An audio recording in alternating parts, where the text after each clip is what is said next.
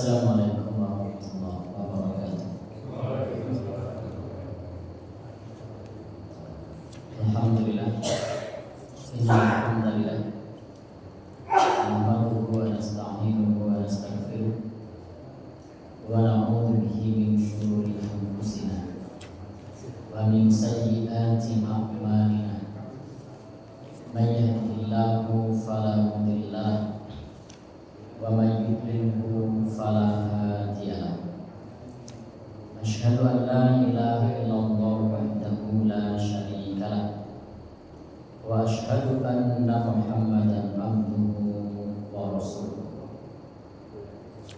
Allahumma salli wa sallim ala rasulika wa habibika Muhammad bin Abdillah wa ala alihi wa sahbihi wa man ittaba'a hudah wa jahada fi sabilihi ila yaumiddin. Amma ba'du. Teman-teman saya bersyukur ini sebagai satu kehormatan. Teman-teman saya pun sebagai jemaah kaum yang bertengkar bila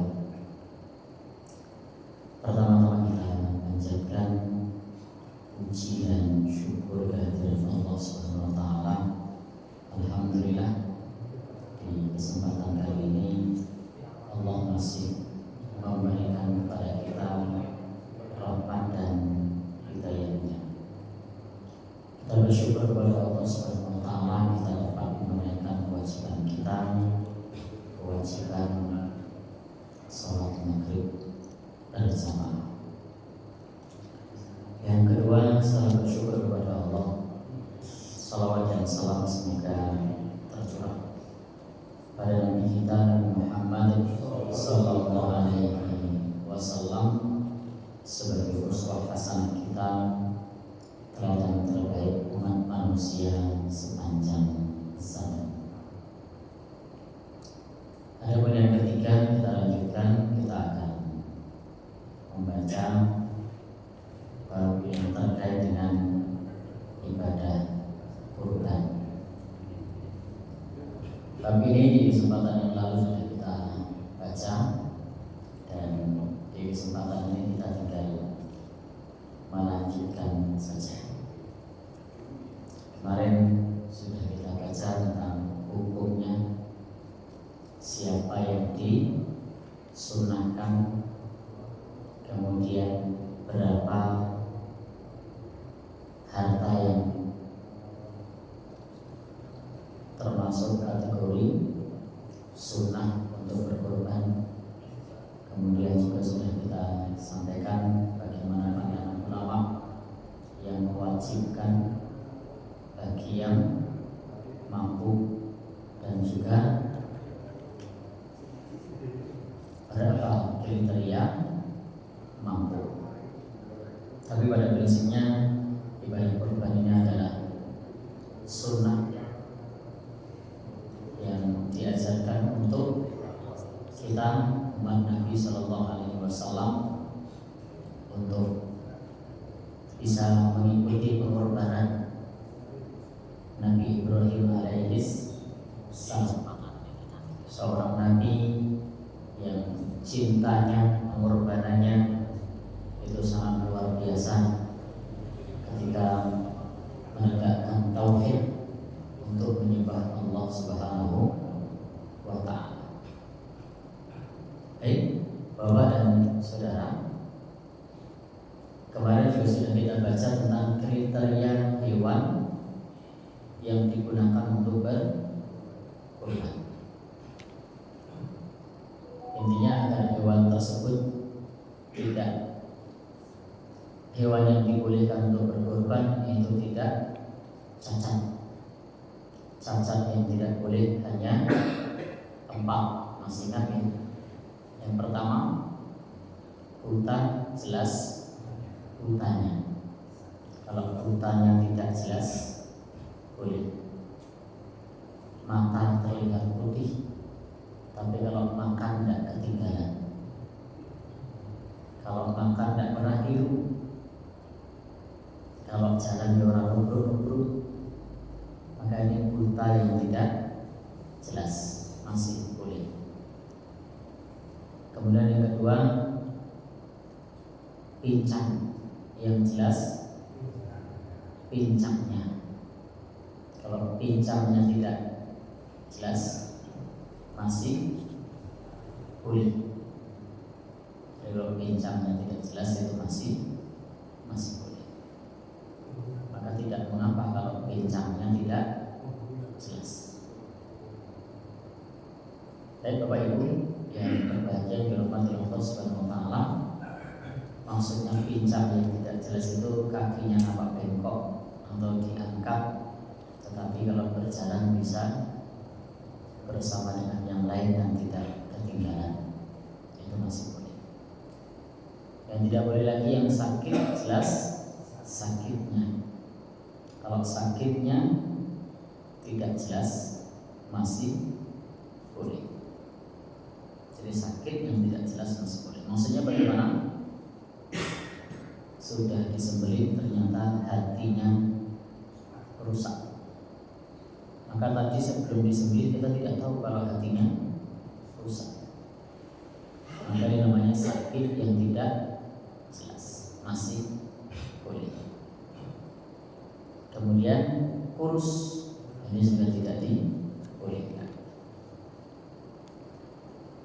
Adapun cacat selain 4 itu statusnya makruh.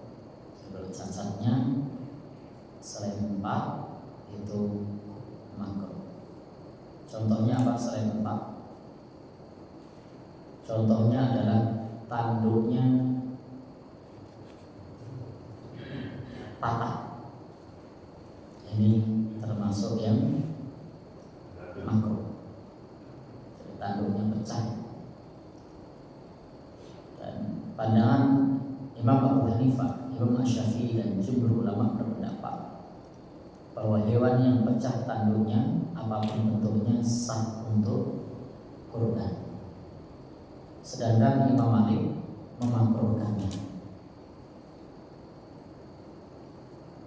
Sehingga dalam hal ini kalau untuk cacat selain 4 pada prinsipnya masih bisa digunakan untuk kurban. Apalagi ekornya apa? Budel. Ekornya budel itu masih sah untuk berkurban. Ada lagi sambel masih sah untuk berkurban. Kemudian yang berikutnya, bagaimana kalau sudah diperuntukkan untuk berkorban, sudah dibeli, tiba-tiba kakinya pincang. Pas mau disembelih, karena sesuatu dan lain hal lompat pagar. Atau kalau ada lompat pagar apa? Turun dari tebing. Tiba-tiba kakinya pincang. Boleh tidak untuk berkorban? Kemarin sudah kita baca juga keterangan dari Abu Sa'id yang dia berkata, "Ishtaraitu kabshan udhuhi bihi." Aku membeli seekor kambing kibas untuk digunakan berkorban. Ternyata fa'adatiku fa'akhudal ilya. Hewan tersebut tiba-tiba diterkam serigala. Jadi ada serigala yang menyerang dan menerkam pahanya. Maka saat itu cacatlah karena diterkam serigala. Maka kata Abu Sa'id, "Fasa'altu Nabi sallallahu alaihi wasallam." Aku pun bertanya kepada Nabi sallallahu alaihi wasallam. Faqal, maka Nabi bersabda, "Tuhi bihi." Berkorbanlah engkau dengan kambing tersebut. Hadis ini diriwayatkan oleh Imam Ahmad. Maka ini menunjukkan bahwa cacat yang baru sesudah ditentukannya sebagai hewan kurban pada hari H cacat begitu, maka tetap sah untuk berkurban.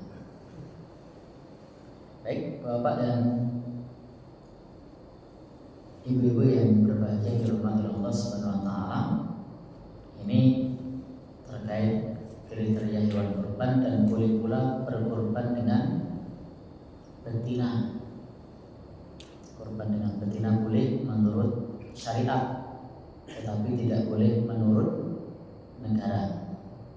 Sebagaimana sahabat menyebutkan, kullu sab'atin minna fi baqaratin, setiap 7 orang dari kami menyembelih seekor sapi betina. Ini jelas dalil bahwa bolehnya menyembelih sapi betina. Demikian pula dalam hadis yang lain disebutkan tidak membahayakan kalian untuk ronan aminasa, menyembelih jantan maupun menyembelih betina.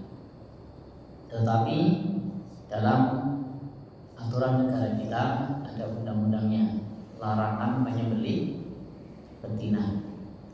Dendanya 100 juta minimal, maksimalnya bisa 300 juta. Nanti coba silakan dicek lagi undang-undangnya. Semoga saya tidak salah menyebut angka dendanya. Padahal harga sapinya tidak sampai 100 juta. Itu kalau kena denda 100 juta saja itu sudah dapat sapi berapa ya? Bisa 3 atau 4. Sehingga kalau mau nyari yang betina, pastikan sudah tidak produktif lagi, yaitu silakan. Dan itu bisa disertai dengan keterangan dokter hewan, supaya ketika ada yang lapor, ada yang komplain, maka kita bisa menunjukkan kalau sudah dapat keterangan dari dokter hewan bahwa hewan tersebut sudah tidak produktif. Baik, Bapak dan saudara-saudara yang berbahagia dirahmati Allah Subhanahu wa taala. Kemudian yang berikutnya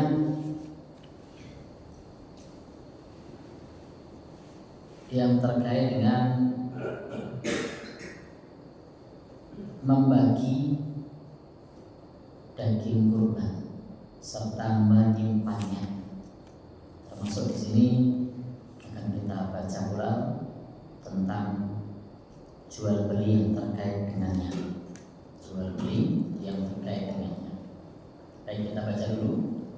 An Ali bin Abi Thalib, dari Ali bin Abi Thalib radhiyallahu anhu, semoga Allah meridhoinya, qala, berkata, amaroni Rasulullah sallallahu alaihi wasallam an aquma ala budnihi wa an tasaddaqa bil rumiha wa juludiha. Di sini sahabat Ali menyebutkan, aku disuruh Rasul sallallahu alaihi wasallam untuk mengurus untanya. Maksudnya mengurusi kurban unta Rasulullah sallallahu alaihi wasallam. Jadi diminta untuk mengurusi kurban unta Rasulullah sallallahu alaihi wasallam. Kemudian perintahnya adalah untuk mensedekahkan dagingnya, kemudian kulitnya, bahkan juga apa istilahnya yang ditempatkan di pulungnya, kelana atau pelana, apa istilahnya. Kemudian sahabat Ali menyebutkan wa Allah mutiyan jazira min hasyai'ah. Apa kata sahabat Ali? Sahabat Ali menyebutkan bahwa aku tidak memberikan sedikitpun dari hewan kurban tersebut kepada tukang sembelih. Jadi sahabat Ali mengatakan wa Allah mutiyal jazira min hasyai'ah, Jadi tukang sembelihnya tidak diberi upah dengan dagingnya, tidak diberi upah dengan kulitnya, tidak diberi upah dengan tekleknya, tidak diberi upah dengan kepalanya. Waqal, dan sahabat Ali berkata, nahnu nu'tihi min indina, kami berikan dari kami sendiri. Artinya memberi upah kepada tukang sembelih dari yang lain itu boleh. Yang tidak boleh kalau upahnya kulit, daging, apalagi kepala, teklek, DLL dan lain-lain. Ini tidak dibolehkan. Keterangan yang lain menyebutkan, kali ini dari Abu Sa'id dan juga Qatadah ibn Nu'man, akhbaruhu anna Nabiya sallallahu alaihi wasallam qom, bahwasanya Nabi sallallahu alaihi wasallam berdiri, faqala, lalu bersabda, inni kuntu amartukum, sesungguhnya aku menyuruh kalian. Jadi di sini menyuruh kepada orang lain, Nabi menyuruh kepada orang lain, Allah ta'kulu luhumal adwahi fawqa salasatin. Ini pembagian daging kurban, agar tidak memakan daging kurban sesudah 3 hari. Maksudnya bagaimana? Supaya dibagi, tidak boleh menyisakan setelah 3 hari.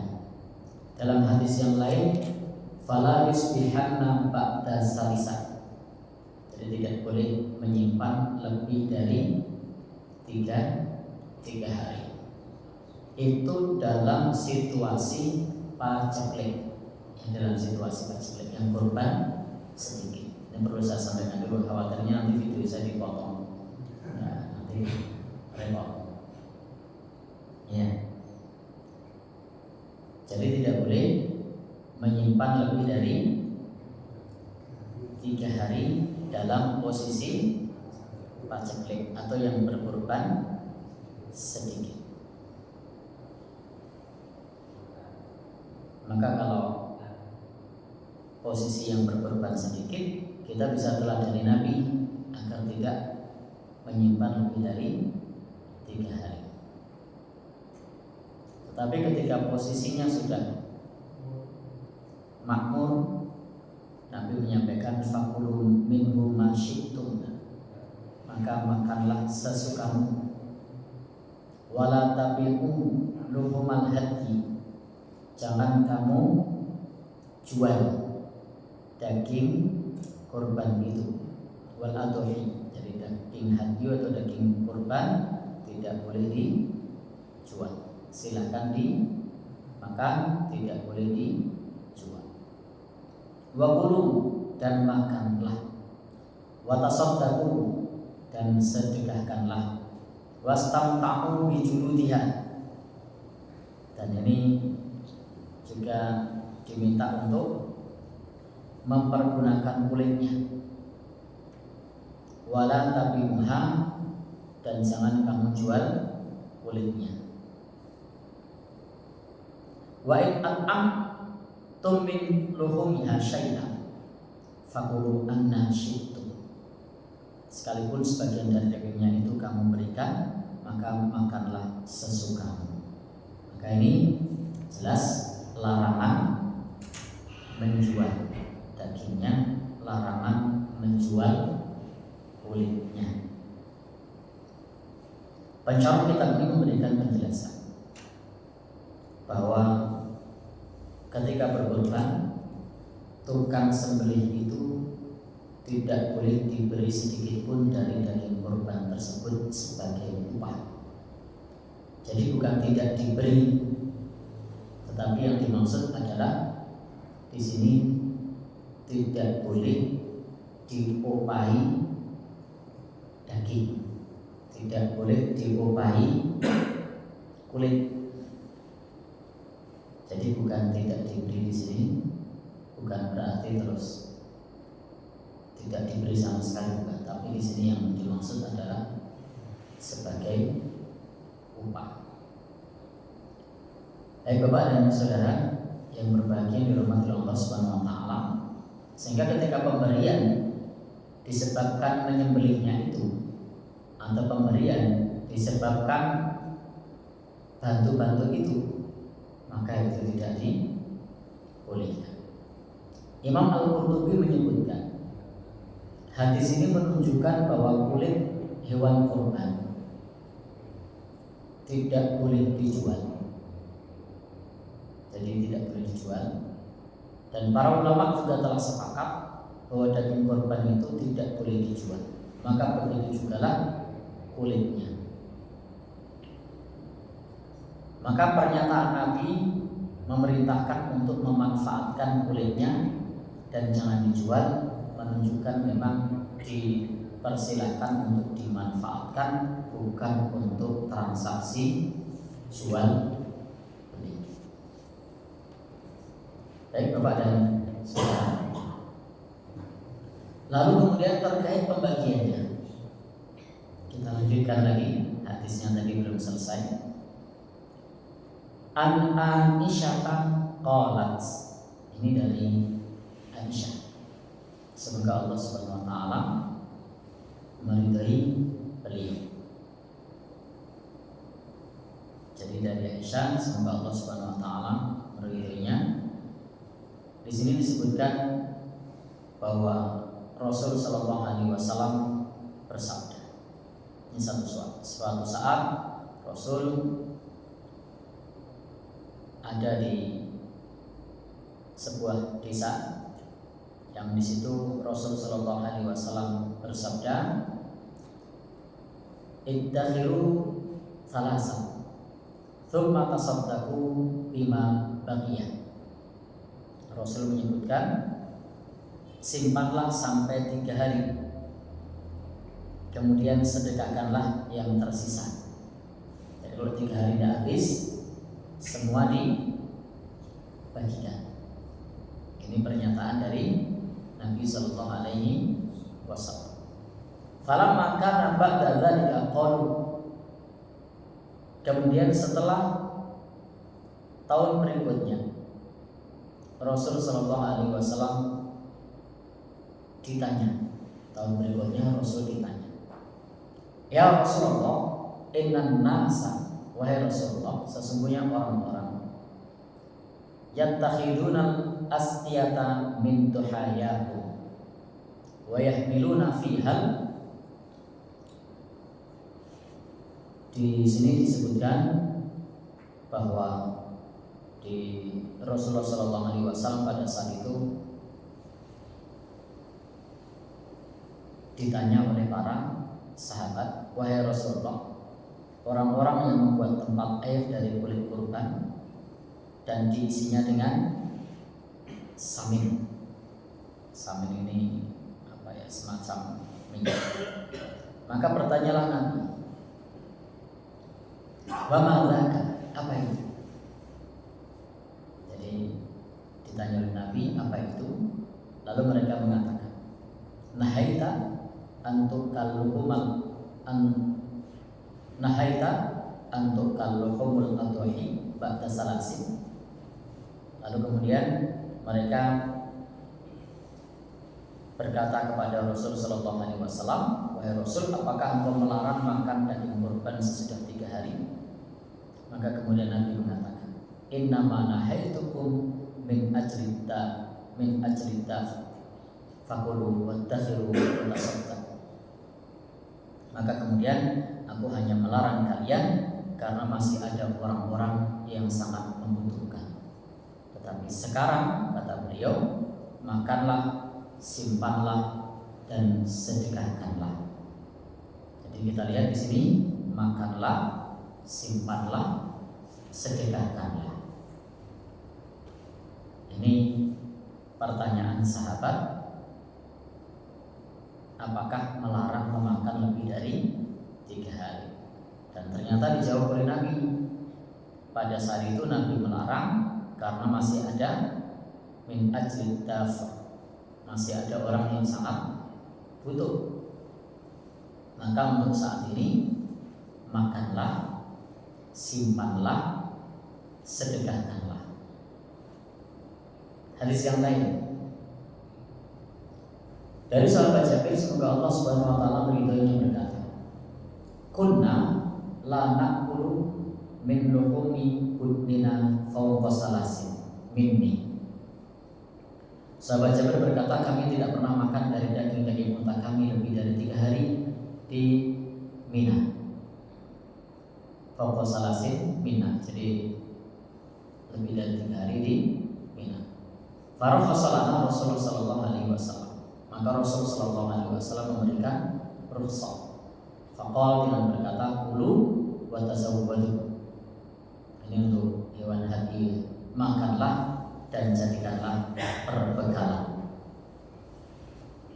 Maka dalil-dalil ini menguatkan kepada kita tidak mengapa kalau dagingnya disimpan bahkan lebih dari 3 hari. Jadi bukan melarang 3 hari semata-mata harus habis. Dan angka sepertiga bagi shahidul kurban juga bukan angka mati. Boleh lebih, boleh kurang, tergantung situasi. Jadi kalau situasinya itu surplus, maka tidak mengapa bagian shahidul kurban paling banyak, karena situasinya sedang surplus. Maka kata Nabi tadi, makanlah, simpanlah, sedekahkanlah. Maka tidak mengapa shahidul kurban sudah dapat jatah untuk makan, dapat jatah disimpan, sisanya disedekahkan, karena memang sudah surplus. Dalam situasi normal, maka idealnya sepertiga untuk hadiah, sepertiga untuk sedekah, dan sepertiga untuk shahidul kurban. Dalam situasi paceklik, maka tidak boleh menyimpan lebih dari 3 hari. Artinya tidak masalah kalau shahidul kurban jatahnya berlebih atau jatahnya berkurang dari 1/3. Yang selama ini kadang angka 1/3 itu dianggap angka mati, yang orang iso dicetak antik. Padahal itu tidak mengapa kalau memang harus dikurangi atau ditambahi. Apalagi mengingat jumlah warganya yang banyak, lalu masih ada yang membutuhkan. Saya berkorban merelakan kalau jatahnya kurang dari 1/3. Ternyata warganya yang sudah korban banyak, maka tidak mengapa shahidul kurban mendapatkan jatah lebih dari 1/3. Bahkan 2/3 sekalipun itu tidak masalah. Sing penting entek wae. Entek wae berarti. Tetap entek ya. Walaupun 2/3. Jadi intinya prinsip kurban itu adalah bentuk ketakwaan kepada Allah. La yanalallahu luhumuha wala dima'uha walakin yanaluhut taqwa minkum. Tidak sampai kepada Allah dan daging kurban, tapi yang sampai adalah ketakwaannya. Maka ketika kita berkurban, itu sebagai bentuk meniti sunnah Nabi Ibrahim alaihi salam yang dilakukan oleh Rasulullah sallallahu alaihi wasallam. Baik. Jadi ini penekanan kita pada pembagiannya, tidak boleh ada transaksi upah mengupah, tidak boleh ada transaksi jual beli, karena itu dilarang oleh Nabi Sallallahu Alaihi Wasallam. Dan membaginya boleh dibagi mentah, boleh dibagi mentah. Maksudnya dibagi matang bagaimana? Dimasak terus dibagi boleh, atau dimasak terus woro-woro, terus woro-woro. Orang-orang dipanggil untuk makan bersama boleh. Dibagi matang, bukan diupai matang, tidak boleh. Jadi kalau kemudian panitia sengaja masak untuk panitia sebagai upah matang, tidak boleh. Tapi kalau maksudnya adalah dibagi matang, boleh. Apa yang membedakan kalau dibagi matang? Ya, tidak hanya panitia di situ, mau anak kecil, mau orang dewasa, mau orang lewat yang hampir jamaah, semuanya bisa menikmati karena dibagi matang. Tapi kalau hanya sebatas upah panitia, yaitu tempatnya disendirikan, selain panitia dilarang masuk, atau yang panitia sini yang selain panitia di sana, maka ini tidak boleh, karena sama saja itu memberikan servis kepada panitia dengan daging kurban yang matang. Tapi biasanya yang terjadi adalah servisnya dengan daging yang bukan matang, yang mentah. Ini jatahnya, ini upahnya. Nah, ini jelas tidak boleh. Kelihatan sekali kata-katanya, ini jatahnya, ini upahnya. Mereka ketok kata-kata upah. Atau kadang-kadang kata upahnya sudah disembunyikan, tapi ini jatahmu, inilah mengewangi mau. Nah, masih kelihatan nih, kalau itu upah, meskipun kata-kata upahnya tidak disebutkan. Ada kata lain yang sering terdengar? Saya mau nanya ini Kak, kaitannya dengan hari Sabtu tadi ya. Itu mengatakan bahwa segala sesuatu yang timbul bagi suatu korban itu adalah beban dari suatu korban itu sendiri kan. Seperti itu ya Kak ya. Seandainya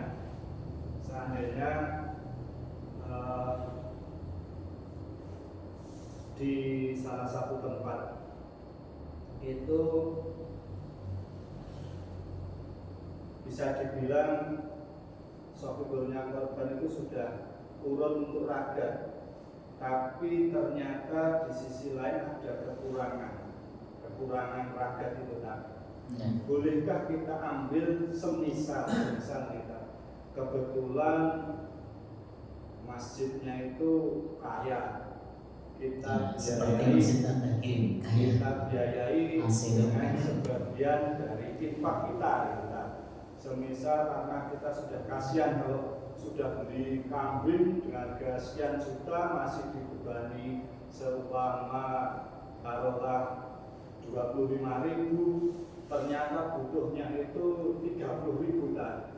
Wah, ini untuk subsidi itu kita ambilkan dari infak. Kira-kira itu boleh nggak Kak?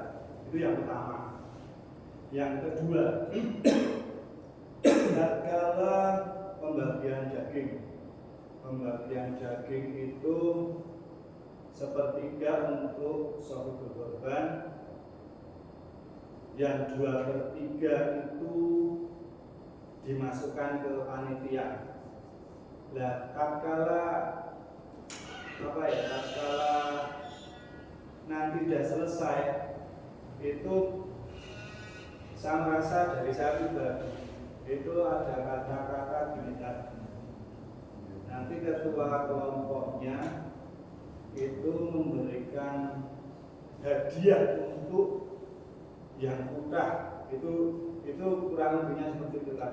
Kira-kira dengan bahasa hadiah itu kita sudah terbebas belum dengan bahasa upah tadi kan. Terima kasih matur suwun. Baik, terima kasih. Jadi betul segala biaya yang timbul yang terkait dengan kurban itu tanggung jawab sahibul kurban. Untuk beli plastik, untuk pasang terata, untuk sarapan. Kalau misalnya pada sarapan tidak bisa, sarapan itu semua tanggung jawab sahibul kurban. Karena aslinya di kesempatan yang lalu sudah kita sampaikan, aslinya ibadah kurban itu adalah ibadah keluarga. Jadi ibadah keluarga muslim. Aslinya nyari kambing sendiri, sembelih sendiri, kuliti sendiri dalam satu rumah itu dibagi sendiri. Aslinya begitu. Maka ketika shahibul kurban menyerahkan kepada panitia, itu artinya shahibul kurban sudah dimudahkan di dalam menjalankan ibadah. Ora perlu golek kambing, mesti goleki. Ora perlu beleh, mesti beleh. Ora perlu kuliti, wis dikulitke, wis kulitke. Ora perlu apa lagi nyancah, wis dicacahke. Ora perlu ngomong lek bageke. Wis terima beres. Maka otomatis segala biaya yang timbul itu tanggung jawab shahibul kurban karena sudah diringankan oleh panitia, dalam hal ini wakil dari shahibul kurban. Nah, kalau ternyata dalam biaya operasional tersebut kurang, bagaimana solusinya? Pertama, kalau memang kurang, tidak mengapa, karena memang tanggung jawab shahibul kurban disampaikan ke shahibul kurban. Yang kedua, boleh tidak kalau disubsidi sama takmir masjid. Kalau jawabannya boleh tidak, ngomong sodakoh ya boleh saja. Ya, silakan saja kalau mau disubsidi. Yang penting pakai dana mutlak, jangan pakai dana muqayyad. Karena dana masjid itu ada dana mutlak untuk kemaslahatan, ada dana muqayyad, dana khusus. Nah, itu tidak boleh. Misalnya dana khusus untuk anak yatim, dana khusus untuk pembelian apa misalnya amanah pembelian karpet misalnya, itu tidak boleh. Tapi kalau dananya dana umum untuk kemaslahatan, maka itu konteksnya sesuai kebijaksanaan takmir. Apakah kurbannya tetap sah? Kurbannya tetap sah karena tidak mengurangi apa tadi hewannya. Hewannya tidak berkurang, tidak bertambah, tidak ada masalah. Dan sifatnya itu adalah kebaikan dari siapa tadi namanya? Panitia takmir masjid. Asalkan dananya dana mutlak, bukan dana muqayyad.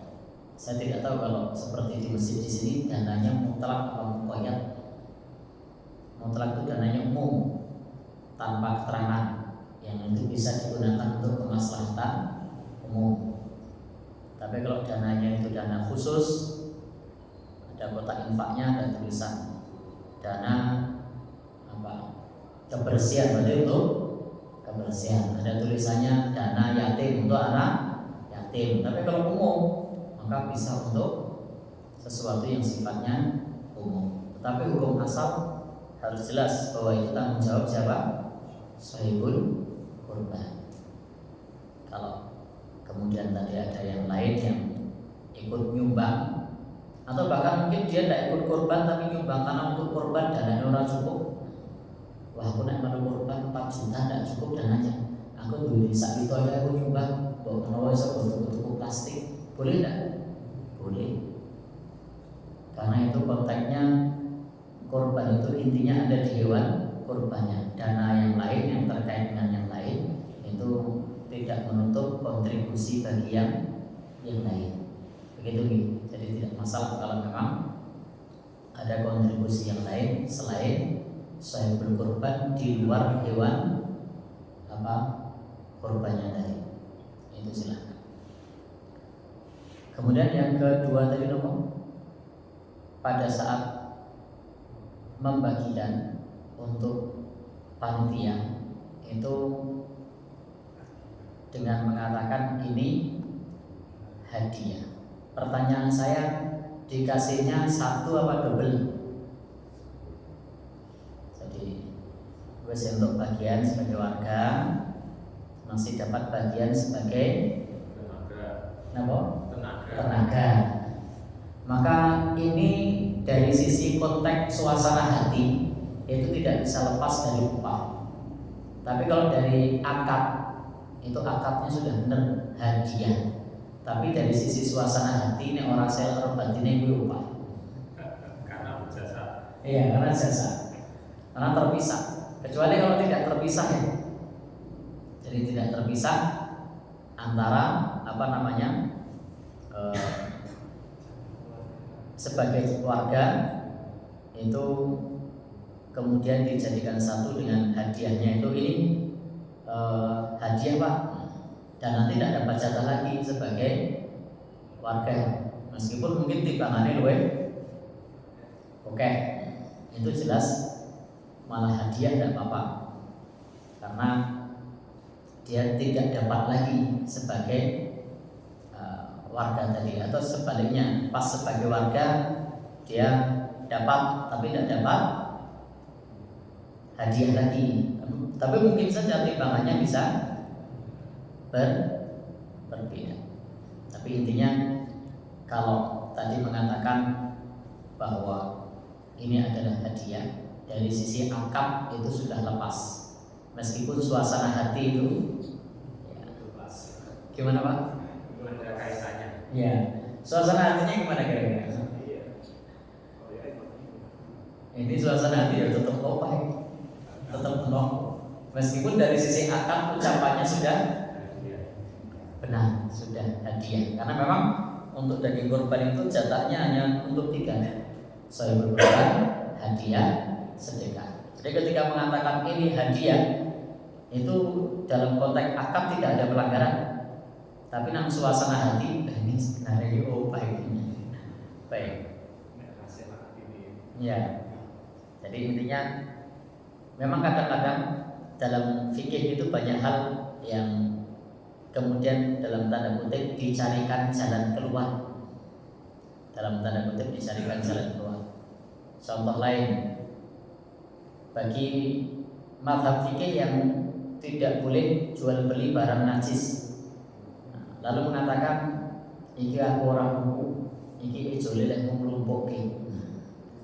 Ya aslinya yo bodoh. Tapi ini dari sisi akad sudah sah. Aku ora tletok kok. Iki opae aku nglumpukke. Tapi sebenarnya itu loh. Betul. Tapi secara fikih dalam hal akad sudah lepas, dia tidak jual. Ya gimana Pak? Iya. Maka intinya kalau mau aman ya dalam hal yang semacam ini perlu dihindari. Tetapi itu sudah lebih baik dibandingkan mengatakan ini jatahmu lah ngewangi ini parah ini. Ini lah ngewangi dulu. Wes gue mulai. Ini oh Pak, gue jatahmu lah ngewangi lupa cukup. Nah ini. Yang kadang-kadang panitia sudah menyiasati dengan menggunakan kata hadiah. Tapi peserta kan tidak paham semua. Lalu kemudian mereka, mau gimana mau dulu Pak cukup jatahnya. Ada tidak kayak gitu? Di sini juga setengah penting kemarin. Oh gitu ya. Besok insya Allah berubah menjadi hadiah. Betul? Besok insya Allah berubah menjadi hadiah. Oh iya, ya minimal ada kefahaman. Kalau belum bisa lepas sama sekali ya, angkatnya diubah dulu. Walaupun suasana hatinya sebenarnya belum berubah. Suasana hatinya belum berubah. Karena yang paling parah tadi, iki jantai sebagai warga, iki upah mulai diwangi. Pernah tidak begitu? Ya. Atau kalau tidak gitu orang bilang upah, tapi bilang kredit, oh Pak, jatah mulai diwangi dulu. Nah, jatah diwangi apa berbeda? Wah ini sangat terang-terangan ini ketok ini. Cetok welo-welo tetelo dalam motor. larangan ini. Maka kalau jalan tengah tadi, meskipun ini debatable ya antara suasana hati dengan apa akadnya, dengan menyebut sebagai hadiah. Nah, kalau paling aman ya panitia tidak mendapatkan apa upah berupa daging, baik akadnya itu sedekah maupun hadiah, tapi jatahnya sebagai warga. Kalau mau dapat upah, upahnya yang lain. Cuman kan kadang masalahnya masyarakat itu butuh daging, nah itu repot itu. Jadi intinya memang kadang-kadang dalam menerapkan satu aturan itu mulai ngerti saiki, tapi bisa jadi menerapkannya butuh waktu berangsur-angsur karena tidak langsung diterima secara totalitas oleh masyarakat. Kemudian lagi ngerti awal itu kan berat. Apalagi biasanya orang-orang Domewangi salah satu motivasinya dapat daging. Nah ini kan kadang jadi problem, sehingga perlu sosialisasi. Meskipun sampai saat ini belum menghilangkan 100% ya, minimal untuk saat ini kata-katanya diubah dulu. Dan mungkin untuk tahun depan, kalau hari ini pastikan tidak ada kata-kata ibu upae, tidak ada kata-kata inilah ngewangi mau. Itu pastikan dulu. Kalau ini sudah bisa jalan, sudah menjadi kata hadiah, mungkin tahun besok sudah dipahamkan lagi, sudah tidak ada yang seperti itu sudah lebih baik lagi. Karena memang kita tidak bisa hidup bermasyarakat yang latar belakangnya macam-macam, motifnya macam-macam. Kalau mak beduduk tiba-tiba geribyang gitu, itu bisa jadi jupuk iwae budak banune. Mungkin kan? Mungkin. Maka sekarang yang penting bagaimana kita jupuk iwae ojo budak banune ya. Jalan tengah dulu lah, karena untuk jalan terakhirnya belum bisa jalan. Ya gimana? Yakin tidak bisa tidak dihilangkan itu? Ya. Proses kan? Gimana? Bisa Pak, Oh, bisa ya? Baik. karena sebagian besar masyarakat termasuk pengurus masjidnya sudah mengaji. Oh iya. Yang memang sudah setiap saat diumumkan supaya jamaah itu ikut mengaji, namun nyatanya yang jamaah dengan yang ngaji banyak yang jamaahnya, artinya jamaah tadi digasap ya yang ngaji ya.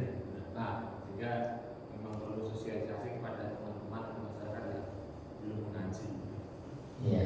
Ya monggo. Intinya ada solusi jalan tengah, ada solusi beneran. Kalau yang jalan tengah tadi kan kata-katanya yang diubah, itu untuk sementara tidak masalah. Tapi kan keterusan sampai sana, dikira bahwa itu sudah final, padahal itu belum final. Tapi itu lebih baik karena tidak ada pelanggaran yang nampak. Kalau tadi iki opai nampak sekali itu. Nah, iki lagu kewangi mau, wah jelas itu. Baik. Panitia. Gimana Pak? Ini bagian panitia. Ya. Kalau misalnya beda dari kata-katanya, ini hadiah untuk teman-teman misalnya, itu lebih apa ya istilahnya?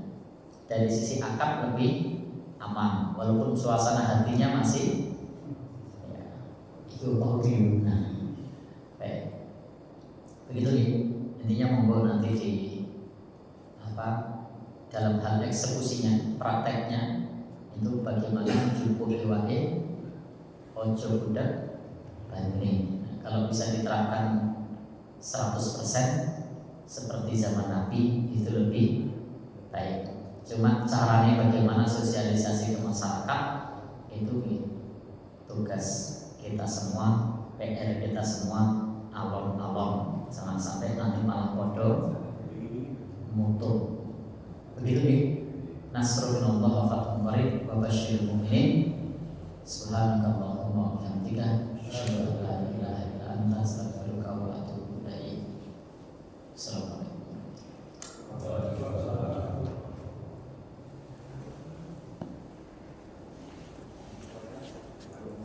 Ustaz.